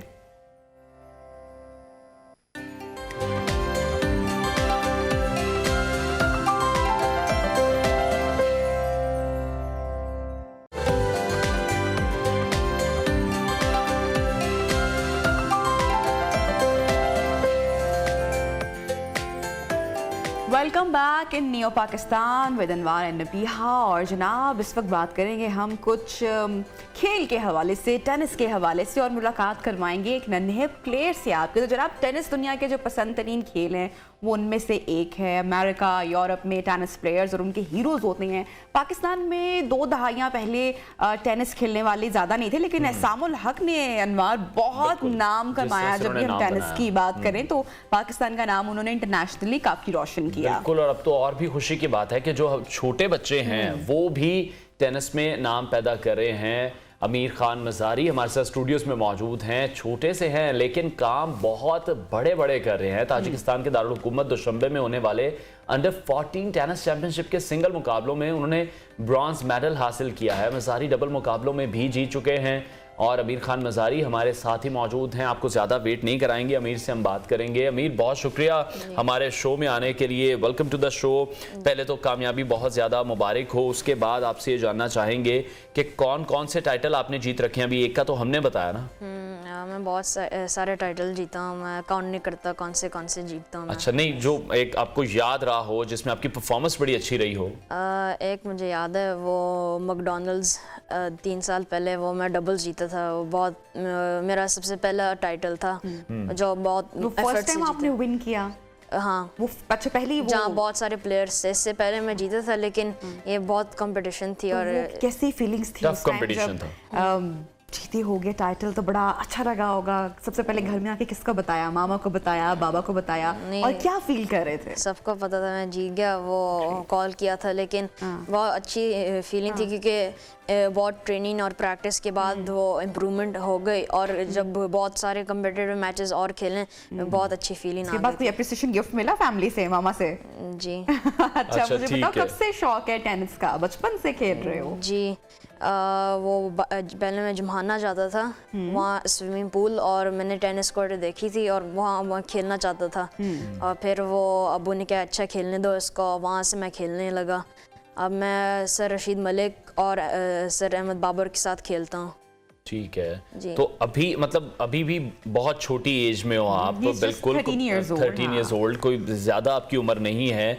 तो किसको देखकर टेनिस खेलना शुरू किया, या सिर्फ टेनिस कोर्ट को देखा था तो शौक पैदा हो गया था? नहीं, मुझे पता नहीं कि टेनिस क्या होता था। मैंने बस टेनिस कोर्ट देखी थी और पता नहीं थोड़ा फन चीज़ लगा, फिर वो मैं खेलने लगा। लेकिन फिर मैं वो मैचेस देखने लगा और फिर मैं अब राफेल नडाल की तरह बनना चाहता तो हूँ। वो ही अच्छा, आपके फेवरेट प्लेयर होंगे, दैट जी। मींस। तो उनके सारे मैचेस देखते हो? जी, ऑलमोस्ट सारे ये मैं देखता हूँ। ठीक है, तो साथ साथ स्टडीज भी कंटिन्यू कर रहे हो। कौन सी जिस तरह से क्लास आप में हो? बाहर गए हो, तो किस तरह से स्टडीज किस तरह से मैनेज कर रहे हो? क्योंकि आसान तो नहीं होता, डेली प्रैक्टिस भी करनी है, और फिर अगर टूर्नामेंट्स आ रहे हैं उनमें भी आपको हिस्सा लेना है, compete करना है वहाँ पर। जी, अभी मैं 8th ग्रेड में हूँ, तो जब भी मैं लाहौर से कोई बाहर जाता हूँ, जैसे इस्लामाबाद या कराची, वो मेरे दोस्त वो काम मुझे भेजते हैं, मैं लिख लेता हूँ। अच्छा। मेरे पास वो ट्यूटर भी हैं, उनके साथ भी मैं पढ़ता हूँ, प्रैक्टिस करता हूँ ठीक है। एग्ज़ाम्स में। और स्कूल भी मदद करता है, वो लीव एप्लीकेशन को एक्सेप्ट करते हैं कि मैं स्कूल के वो फाइन ना दे दूँ। पेरेंट्स भी सपोर्टिव हैं, स्कूल भी सपोर्टिव है, जिस तरह से आप बता रहे हो, फ्रेंड्स भी आपके बहुत सपोर्टिव हैं, आपका होमवर्क में आपकी हेल्प कर रहे हैं। तो जो दोस्त हैं, जो आपका फ्रेंड सर्कल है, उसमें भी कोई अच्छा टेनिस प्लेयर है या आप ही लीड कर रहे हो? नहीं, मेरे कई हैं दोस्त, लेकिन वो बस फॉर फन खेलते उनको हैं। सिखाते हो थोड़ा सा टेनिस, बताते हो उनको? अच्छा, कॉन्फिडेंस आप देखें कि वो कह रहा है मैं ही अच्छा नहीं, ये होना चाहिए भाई, ये मैं ही स्टार हूँ। बिल्कुल अप्रिशिएट मैं करूंगी। तो जब ये मेडल्स वगैरह आप जीत कर आए और अपने स्कूल गए, तो हम जब स्कूल में कहीं पर कोई कंपटीशन जीते थे, तो आई स्टिल रिमेंबर कि बड़ा हीरो वाली फील आती थी, बड़ा अच्छा लगता था। टीचर्स भी बड़ा अप्रिशिएट करती थी और क्लास में भी एक बड़ी वाह वाह होती थी। सो जब आप जाते हो तो वो वाली फील क्या होती है? टीचर्स अप्रिशिएट करती हैं, क्लास फेलोज, वो वाव फैक्टर आता है एक? नहीं, लेकिन वो जब स्कूल कॉम्पिटिशन्स में जीता फिर तो आता है। अभी लास्ट वीक काफी down to earth. Last week मेरी क्रॉस कंट्री थी वो स्कूल में, और वो मेरी थर्ड आ गई थी, और बहुत सारे अप्रिशिएट कर रहे थे। इससे ज़्यादा जब तुम स्कूल में कॉम्पिटिशन जीतो फिर ज़्यादा अच्छा वो फीलिंग आता है। अब वहाँ पे परफॉर्म किया तो ऑब्वियसली वहाँ पे आप जीते तो आपको ज़्यादा अच्छा लग रहा है। ठीक है, तो जो आने वाले अभी आपके मुकाबले हैं, वो जो नेक्स्ट इवेंट्स हैं, वो कौन कौन से हैं? अभी मेरा एक टूर्नामेंट हो रहा है मिलर ट्रैक्टर, वो अभी मैं इसके सेमीफाइनल में हूँ, आज वो खेलूँगा। ठीक है। और वो नेक्स्ट वीक वो ITF शुरू होगा, और वो भी मैं खेलूँगा, कोशिश करूँगा कि एक राउंड कम से कम जीत लूँ। और अभी तो मेरा गोल है कि ये टूर्नामेंट जीतना है मिलर ट्रैक्टर। तो अमीर, ये अपने शौक को कंटिन्यू कर रहे हो साथ, या पूरा प्लान किया हुआ है कि जब बड़े होगे इंशाल्लाह तो टेनिस प्लेयर बनोगे, पाकिस्तान के लिए प्ले करोगे? क्या प्लान्स क्या हैं? जी, यही मेरा प्लान है, मैं एक प्रोफेशनल टेनिस प्लेयर बनना चाहता हूँ। तो आपको रोजाना कितनी देर फिर इसके लिए प्रैक्टिस करनी पड़ती है? बहुत से बच्चे भी आपको देख रहे हैं जो टेनिस खेलना चाहते हैं, उनको आप क्या कहना चाहोगे? हर दिन मैं 2 घंटों के लिए खेलता हूँ, मंडे टू थर्सडे, और फ्राइडे टू संडे मैं सर रशीद मलिक के साथ खेलता हूँ 1 घंटे के लिए। ठीक है। और फ्राइडे सैटरडे को मेरी फिटनेस भी होती है 1 घंटे के लिए। ठीक है, तो घर में भी किसी को टेनिस का शौक है? वालिद साहब आपके पॉलिटिशियन हैं, तो आप पॉलिटिक्स में नहीं जाना चाहते, आप स्पोर्ट्स में रहना चाहते हैं? उन्होंने कहा नहीं आपको कि आप भी वेरी न्यूट्रल? नहीं, वो मैं स्पोर्ट्स में कंटिन्यू करना चाहता हूँ। मेरा एक कज़न है, वो भी कभी कभार खेलता है, लेकिन वो इतना सीरियस नहीं है, मतलब कि हाल ही मैं ही हूँ। अच्छा भैया, आप अभी तो छोटे हो, लेकिन जैसे जैसे आप इंशाल्लाह अपने शौक को और अपने इसको प्रोफेशन भी बनाओगे, इसको कंटिन्यू करोगे, तो फिटनेस का, सेहत का भी ख्याल रखना होता है। बच्चों में आपकी एज में तो बहुत सारी खाने की चीज़ें बड़ी पसंद होती हैं, जंक फूड बड़ा पसंद होता है। सो मामा बाबा बताते हैं आपको ख्याल रखना है, क्लीन फूड खाते हो या क्या रूटीन है? हाँ, मैं क्लीन फूड खाता हूँ, कभी कभार जंक भी खा लेता हूँ, लेकिन फिटनेस और सेहत बहुत इंपॉर्टेंट है क्योंकि इंजरीज आ सकते हैं जो कि तुम्हारी गेम को कॉस्ट कर सकते हैं। क्या आपकी खाने की डाइट रूटीन, डाइट पैटर्न क्या है आपका? बस मैं खाता हूँ जो मेरी अम्मी बनाती है, वो सूप्स खाता हूँ, वो मुर्गी खाता हूँ, ऐसे वेजिटेबल्स, वो इस तरह लेकिन टेनिस जो एक गेम है बहुत ज्यादा इसमें स्टेमिना रिक्वायर्ड होता है, तो वो किस तरह से फिर आपने बिल्डअप किया? क्योंकि इस एज में इतना स्टेमिना बना लेना, फिर कंपटीशन विन भी करना, ये कोई छोटी बात नहीं है। मुझे भागना अच्छा लगता है और जब भी बॉल आता है क्या इसको कॉस्ट करना है रिटर्न, मैं बस करता हूँ, बस भागता हूँ बॉल के लिए। तो स्कूल में सिर्फ टेनिस के जो टूर्नामेंट्स होते हैं उसी में आप पार्टिसिपेट करते हो या इसके अलावा ऑलराउंडर हो, जो दीगर स्पोर्ट्स हैं वो भी अच्छे लगते हैं, और कौन कौन से गेम्स पसंद हैं? नहीं, वो बस टेनिस ही अच्छा लगता है, लेकिन कोई भी दूसरे हैं स्पोर्ट, जैसे कभी को फुटबॉल भी अच्छा लगता है देखना। स्कूल में भी होते हैं, एक हर साल एक टूर्नामेंट होता है नेशनल, लेकिन ज़्यादातर वो मैं स्कूल से बाहर खेलता हूँ टूर्नामेंट। तो क्या टीवी पर भी टेनिस ही देखते हो, क्रिकेट नहीं देखते? अभी PSL आ रहा है, देखोगे या सिर्फ टेनिस ही देखते हो? टेनिस ही देखता हूँ। अच्छा, सिर्फ शौक ही उसी का है। तो क्या फ्यूचर प्लान्स फिर आगे आपके क्या हैं? बस टेनिस प्लेयर ही बनना। अच्छा, ठीक है, पाकिस्तान को लीड करना, जिस तरह से एहसामुल हक भी करते रहे हैं। एहसामुल हक का गेम आपको कितना पसंद है, या एहसाम कितने पसंद है? बहुत पसंद है एहसाम। मुलाकात हुई कभी आपकी? जी, उनसे बहुत दफ़ा मुलाकात हुई है, उन्होंने मुझे एक दफ़ा लेसन भी दी थी, उनकी मैचेस भी बहुत देखे हैं और वो मुझे उनकी गेम बहुत पसंद है। अच्छा, एहसाम की और अमीर की जो पिक्चर्स हैं वो भी हम अपनी ऑडियंस के साथ इस वक्त स्क्रीन पर शेयर अभी चल रही हैं, हम देख भी रहे हैं। तो अब अमीर, अब और जो बहुत सारे बच्चे भी आपको देख रहे होंगे जो आपकी तरह टेनिस प्ले करना चाहते होंगे, इस फील्ड में आना चाहते होंगे, तो उनको क्या मैसेज दोगे? वो कैसे आगाज़ करें, अपना शौक कैसे पूरा करें?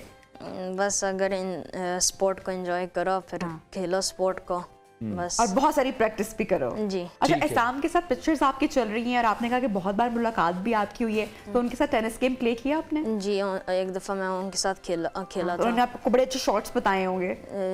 बताए थे कैसे बॉल को फिनिश करना है, और बस सर्व की थोड़े काम की थी, बस यही।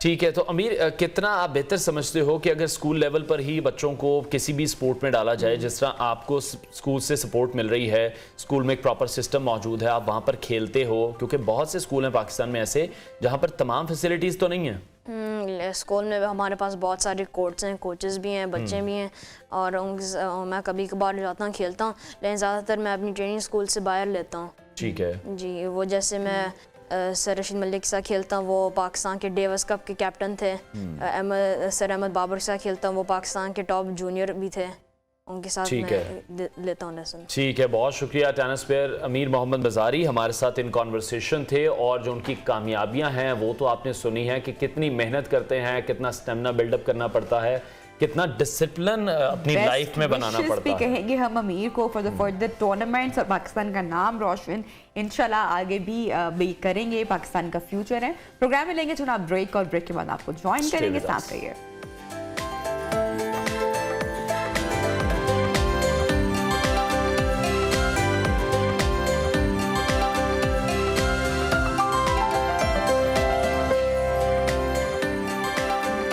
Welcome back and good morning once again. और प्रोग्राम के इस सेगमेंट में हम आपकी एक बहुत ही ख़ास मेहमान से मुलाकात करवाने वाले हैं, लेकिन मुलाकात करवाने से पहले इनका ज़रा तारुफ हम करवा देते। तो नाज़रीन, तालीम एक ऐसा ज़ेवर है जो ना सिर्फ आपका मुस्तकबिल, आपकी ज़िंदगी बदलता है, मगर आपके साथ साथ जो आपका ख़ानदान है उनका भी जो मुस्तकबिल है, अनवार जितने लोग जुड़े होते हैं उनकी जिंदगियां भी तब्दील हो जाती हैं। एक नस्ल अगर कुर्बानी देती है तो दूसरी नस्ल आपकी तकदीर बदल देती है। कम वसाइल में तालीम हासिल करना एक कारनामा है, और वो भी हमारे जैसे मुल्क में जहाँ तालीम की जो अहमियत है वो बहुत ही ज़्यादा कम है, और खत्ते में सबसे कम तालीम पर हम ही खर्च करते हैं। हमारे साथ महानूर रसूल मौजूद हैं, जिन्होंने अपने वालिदैन की वजह से और कम वसाइल के बावजूद भी तालीमी मैदान में बेइंतहा कामयाबियाँ हासिल की हैं। एक ऐसी लड़की जिसने छोटी उम्र में तालीम हासिल करने का आज़म हासिल कर रखा था, और महानूर गोल्ड मेडल हासिल करने का एजाज़ भी रखती हैं। आज हमारे लिए एजाज़ की बात है कि महानूर हमारे साथ ऑन कॉल मौजूद हैं, उनसे आपकी गुफ्तगू कराते हैं। महानूर, सबसे पहले तो आपको बहुत मुबारक हो आपकी तमाम तर अचीवमेंट्स पर। ये सारा सफ़र कब शुरू हुआ, ये सारा सफ़र किस तरह से तय किया? अस्सलाम वालेकुम। वालेकुम अस्सलाम। Thank you so much sir. Sir मैं सेकंड क्लास से मैंने जब अपनी एजुकेशन स्टार्ट की तो थ्रू आउट माई BS मैंने जो है वो स्कॉलरशिप पे अपना जो है वो अपना तालीमी सफ़र कंप्लीट किया है अल्हम्दुलिल्लाह, वो भी एकेडमिक स्कॉलरशिप पे। मेरे मार्क्स इतने अच्छे थे कि मुझे हर साल स्कॉलरशिप मिलता था और मैं अपनी जो स्टडीज़ थी उसको कैरी ऑन कर रही थी। तो महानूर, बचपन से ही आपको पढ़ने का, स्टडीज़ करने का शौक था?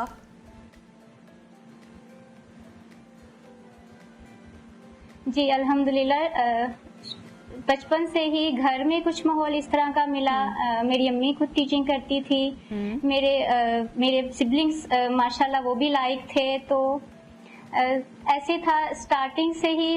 वो होता है ना, घर में आपको एनकरेज किया जाता है, तो पढ़ने का शुरू से ही बहुत ज़्यादा शौक था। फर्स्ट पोजीशन लेना इतना मुश्किल नहीं होता जितना उसको मेंटेन करना होता है, तो बस उसको मेंटेन करने के लिए अल्हम्दुलिल्लाह मैं मेहनत करती गई। ठीक है, तो महानूर, BSc ज़ूलॉजी में आपने गोल्ड मेडल हासिल किया, अभी क्या आप MSc कर चुकी हैं? आगे फ्यूचर प्लान्स क्या हैं? PhD करेंगी?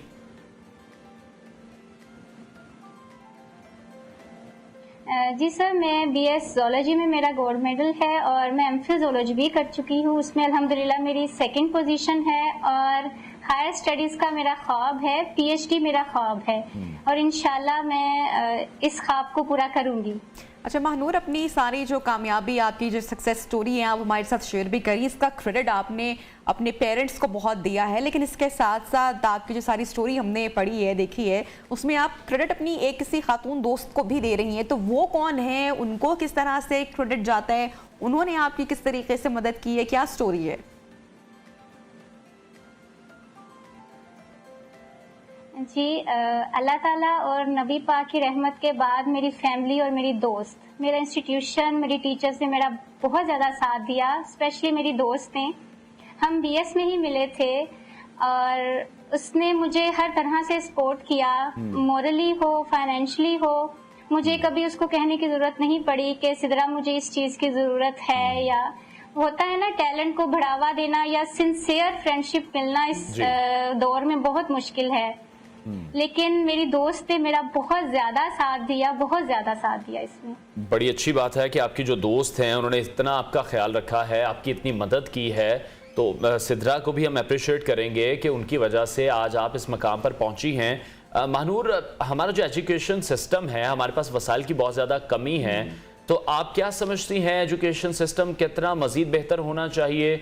वो लोग जो तालीम हासिल करना चाहते हैं, कुछ करना चाहते हैं, जिन मसाइल का आपको भी सामना करना पड़ा, उनका आप क्या समझती हैं, क्या हल है?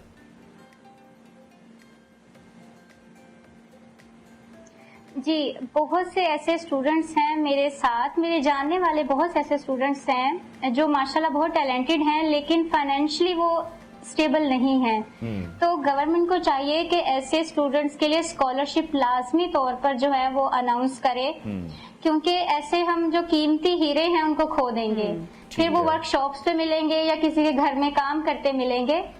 तो स्कॉलरशिप्स मिलेंगे तो उनमें कॉन्फिडेंस आएगा और पेरेंट्स भी फिर मजबूर नहीं होंगे उनको काम पे मजबूर कर। महानूर, आपने बताया कि हायर एजुकेशन करने का आपका ख्वाब है, आगे पढ़ना चाहती हैं आप, कौन सी यूनिवर्सिटी आपको पसंद है? कुछ थोड़ा सा होमवर्क आपने कर रखा है, कहाँ जाना चाहती हैं, किधर पढ़ना चाहती हैं?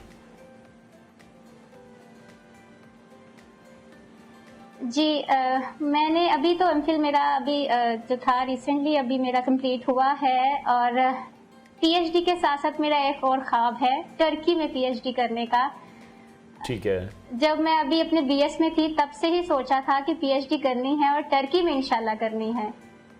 ठीक हो गया। तो महानूर, जिस तरह से हम वसाइल की कमी की बात कर रहे थे, लेकिन हमने देखा कि जिन लोगों के पास वसाइल भी मौजूद हैं उनका स्टडीज़ की तरफ इतना ध्यान नहीं है, इतने फोकस्ड नहीं है। जो लोग कर सकते हैं, अफोर्ड कर सकते हैं, पढ़ सकते हैं, जिनके पास तमाम फैसिलिटीज़ भी मौजूद हैं, उनको आप क्या मैसेज देना चाहेंगे कि उनको तो उस जो उनके पास फैसिलिटीज़ हैं उनको तो अवेल करना चाहिए?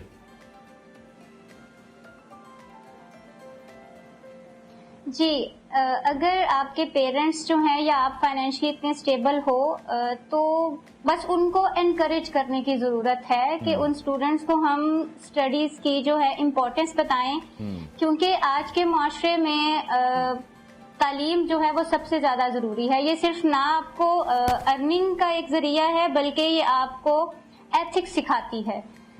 अच्छा महानूर, हमें पता चला है कि आप अपना स्कूटी भी चलाती हैं, खुद से आप आना जाना अपना खुद अपने आप को, बड़ी अच्छी बात है। अपनी तालीम भी आप साथ साथ मुकम्मल कर रही हैं, पढ़ भी रही हैं, गोल्ड मेडल भी आपने जीता हुआ है और वो करेज भी आप रखती हैं फैसलाबाद जैसे शहर में, जहाँ पे थोड़ा सा अभी भी अगर हम देखें तो ऑर्थोडॉक्स है, लोग देखते हैं, तो आप खुद से ट्रैवल करती हैं, स्कूटी बाइक चलाती हैं, तो कैसा महसूस होता है आपको? जी, ये भी मैं आपको बताना चाहूंगी, जब मैं एफएससी में थी मेरा तब से ख्वाब है कि मैं स्कूटी लूं अपनी। अच्छा।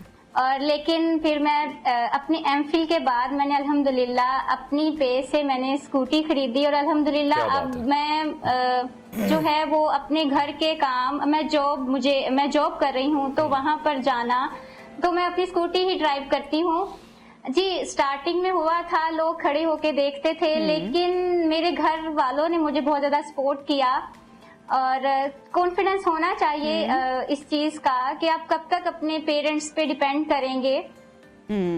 तो खुद ही आपने अब माशाल्लाह आगे बढ़ना होता है, हमने तो फिर इंडिपेंडेंट होना चाहिए हर लिहाज। बिल्कुल, बहुत अच्छी आपने बात की कि इंडिपेंडेंट होना चाहिए, कॉन्फिडेंस होना चाहिए। जो वालिदैन पर भी बर्डन है, स्पेशली अपनी बच्चियों को लेकर, उनके पिक एंड ड्रॉप के काफ़ी मसाइल उन्हें देखने में आते हैं, तो आपका ये इनिशिएटिव बहुत अच्छा है। आप ये बता रही हैं कि अब आप जॉब भी कर रही हैं साथ, और आप फर्दर भी जो स्टडीज़ हैं, हायर स्टडीज़, उसके लिए भी आगे जाना चाहती हैं, तो किस तरह से मैनेज कर रही हैं? इतनी लाइक स्टूडेंट होने के लिए तो प्रॉपर पढ़ाई को भी टाइम देना पड़ता है, लेकिन आप जॉब भी मैनेज कर रही हैं।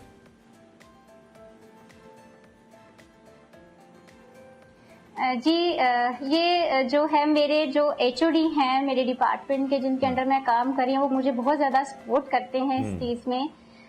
तो मैं जॉब के साथ साथ होम ट्यूशंस भी दे रही हूँ साथ। फिर अभी तो मैंने PhD के लिए जो है वो अपना रिसर्च प्रपोजल वगैरह तैयार करना है, मतलब स्टडीज अभी फिलहाल थोड़ा सा जो है वो ब्रेक है उसमें, लेकिन मैं साथ अपने टेस्ट की तैयारी कर रही हूँ, जो PPSC है उसके टेस्ट की तैयारी कर रही हूँ। लेकिन PhD के लिए इंशाल्लाह अब मैं जो है उसके लिए अब मैंने होमवर्क जो है वो स्टार्ट करना है। Best wishes for that Mahnoor. जानना आपसे ये चाहेंगे कि आपने जैसे बताया कि पेरेंट्स का बड़ा सपोर्ट आपको रहा, घर का एनवायरनमेंट बड़ा अच्छा रहा, मदर भी आपकी टीचिंग की फील्ड से वाबस्ता रही, तो अब बचपन से अगर जो हम एक वो टर्म एक लफ्ज यूज करते हैं ना कि बहुत बचपन से किताबी कीड़ा कोई शख्स रहा जो हमेशा से फर्स्ट पोजीशन हासिल करता है, या बुकवर्म हम उसको कहते हैं, तो आप कितना टाइम अपनी स्टडीज को देती थी? इसके अलावा कोई दीगर शौक भी आपके थे, वो भी आप अपने पूरे कर रही थी साथ साथ, या क्या रूटीन आपकी होती थी?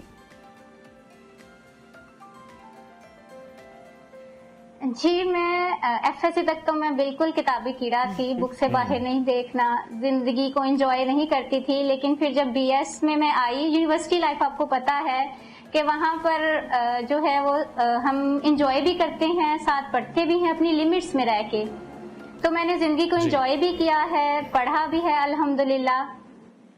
तो किताबी कीड़ा होना चाहिए इंसान को, लेकिन मेमोरीज भी साथ बनानी चाहिए, ताकि जब आप बूढ़े हो जाएं तो आपके पास सिर्फ डिग्रीज ना हो, मेडल्स ना हो, थोड़ी यादें भी हों। ठीक है, बहुत शुक्रिया। गोल्ड मेडलिस्ट महानूर रसूल हमारे साथ इन कॉन्वर्सेशन थी, और जो उनका हमने एक जज्बा देखा है पढ़ाई को लेकर, वो नाकाबिले बयान ही है। आपका जज्बा कैसा था? कुछ मेमोरीज हैं? बिल्कुल पूरा स्कूल में, कॉलेज में, बस कि सिर्फ पास होना है हमें, बस घर से डांट ना पड़े, घर से मारना पड़े। मैं देखती हूँ सेलिना इज स्कूल गोइंग, तो हमारे बचपन का जो स्कूल का जो टाइम था, या जो ग्रेड्स लेने का पेरेंट्स का भी प्रेशर होता था, आजकल की जो स्टडीज है, बच्चों के जो कॉन्सेप्ट्स हैं, जो स्कूल्स जो मेथड है, वो टोटली अब डिफरेंट हो चुका है। हमें तो बड़ी मारें भी खाई हुई हैं, बड़े टीचर्स के डंडे भी खाए हुए हैं, लेकिन आजकल तो जनाब मार नहीं, प्यार वाला जो है ना वो सिलसिला है। बिल्कुल।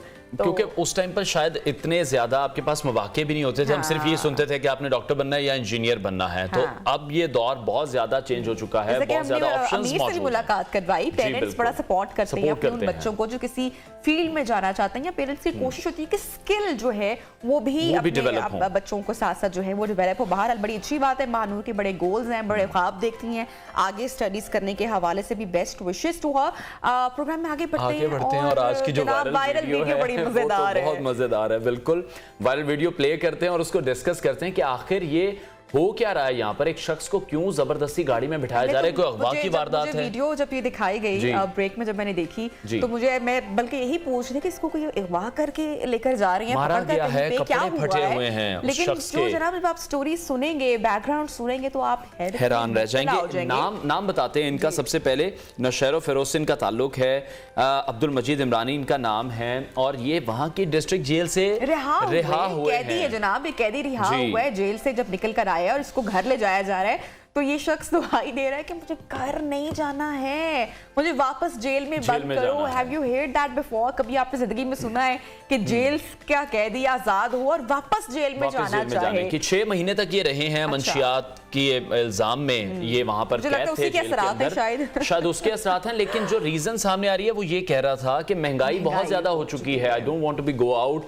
मुझे बाहर नहीं जाना इस महंगाई के दौर में। जेल में भी ये अखबार वगैरह पढ़ते रहे हैं रेगुलर, शायद इनको पता चल गया कि महंगाई बहुत ज्यादा हो चुकी है। तो अगर देखा जाए तो कह तो वो ठीक रहे हैं कि इस वक्त ब्रायलर चिकन आप देखें 550 रुपए किलो है, अगर हम प्याज की बात करें 300 रुपए किलो है। बच्चों की फीसेज, अगर फैमिली है, स्कूल, फिर बेगम के अखराजात, उन्हें तो 3 टाइम का खाना जेल में मुफ्त मिल रहा होगा, तो वो तो कहेगा कि भाई जेल से तो कोई नहीं आना चाहते। और हालत देखें उनकी, मार मार के उनके कपड़े फाड़ दिए गए, उनको घसीट के गाड़ी में किस तरह से बिठाया गया, तो अपने आप में एक मुनफरिद वाकया है। शायद पहली दफा ही हुआ होगा कि कोई इंसान जेल में ही रहना चाहता है, वो अपने खानदान में नहीं वापस आना चाहता, अपनी फैमिली में नहीं आना चाहता, या अब बाहर आकर वो मेहनत नहीं करना चाहता। बिल्कुल जनाब, तो आई होप सो आपको आज का प्रोग्राम वायरल वीडियो पसंद आई होगी। इसके साथ ही चाहेंगे इजाजत। हैव अ हैप्पी वीकेंड, जुम्मा मुबारक, पीर को मुलाकात आपसे, अपना ख्याल रखिए।